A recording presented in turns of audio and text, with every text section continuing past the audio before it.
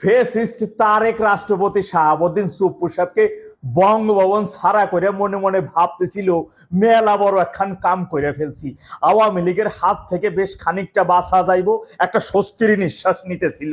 কিন্তু তাকে পদত্যাগে বাধ্য কইরা নতুন করে যে ফাড়াবাসের সিপাই পড়লো তারেক, এইটা এখন ওই হারে হারে বুঝতে পারতেছি। কিভাবে ফাড়াবাসের সিপাই পড়লো সেটা বলতেছি, তার আগে একটু বলে রাখা ভালো, শাহাবুদ্দিন চুপ্পু সাহেবের পদত্যাগে বা বঙ্গভবন ছাড়ায় আওয়ামী লীগ শিবিরে একটা স্বস্তির নিঃশ্বাস বা একটা আনন্দের জোয়ার যে বইতেছে, এইটা মনে হয় একটু আশা করি বুঝতে পারতেছেন। এর কারণ হচ্ছে দেশের গুরুত্বপূর্ণ সময় বা একেবারে নাকাল অবস্থায় মেরুদণ্ড সোজা করে যে জরুরি অবস্থা জারি করার মতন সেই সক্ষমতা বা সেই সাহস যে শাহাবুদ্দিন চুপ্পু সাহেবের মধ্যে নাই বা ছিল না, এইটা কিন্তু প্রমাণিত হয়েছে। কিংবা তাকে নিয়োগ দেওয়া রাষ্ট্রপতি হিসেবে আওয়ামী লীগের যে একটা ভুল ছিল, এইটাও এখন চোখে পড়ার মতো দৃশ্যমান। এর কারণ হচ্ছে ডেভিল ইনুসের পুরো 18 মাসের অপশাসন ক্ষমতা দখল করা, সাবেক প্রধানমন্ত্রীর পদত্যাগপত্র খুঁজে না পাওয়া এবং তাকে এক প্রকার গৃহবন্দী করে রেখে দেশ বিরোধী অধ্যাদেশ জারি করে নেওয়া এবং তিনি অকাতরে সেই সকল দেশ বিরোধী অধ্যাদেশে সিগনেচার করে দেওয়া, তার আইনি ভিত্তি তৈরি করে দেওয়া, এগুলো তিনি অনায়াসেই করে গেছেন। কিন্তু তার নিয়োগকর্তা দলের জন্য কিছুই করেন নাই।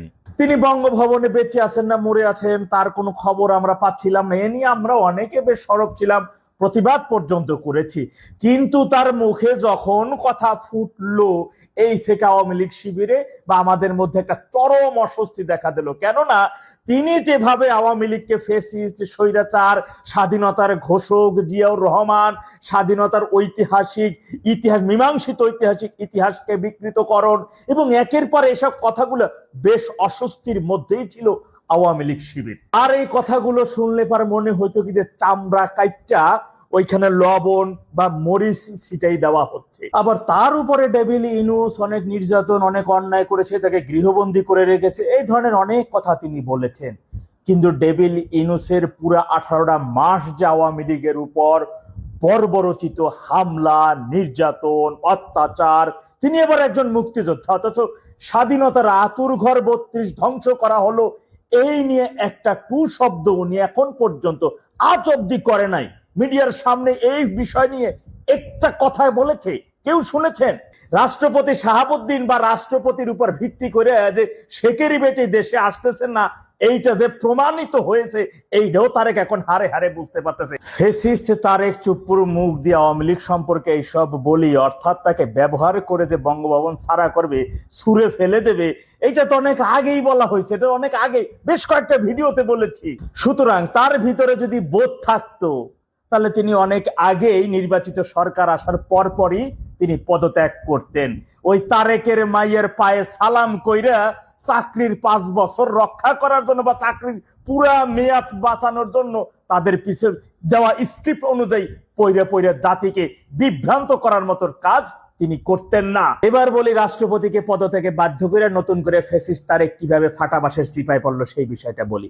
নতুন রাষ্ট্রপতি তো নিয়োগ দিতে হবে নাকি, কিন্তু বিএনপি বা তারেকের সেই ক্ষমতা নাই যে বিএনপির মধ্য থেকে কোনো সিনিয়রের নেতাকে বঙ্গভবনে বসাবে বা রাষ্ট্রপতি বানাবে বা রাষ্ট্রপতি হিসেবে নিয়োগ দেবে। মার্কিন ডিপ স্টেট বা মার্কিনীরা যাকে চায় তাকেই রাষ্ট্রপতি হিসেবে বসাতে হবে, রাষ্ট্রপতি হিসেবে নিয়োগ দিতে হবে। আর এই পদের জন্য এরই মধ্যে একজন নারীকে তারা সিলেক্ট করে দিয়েছেন, তিনি আইরিন খান।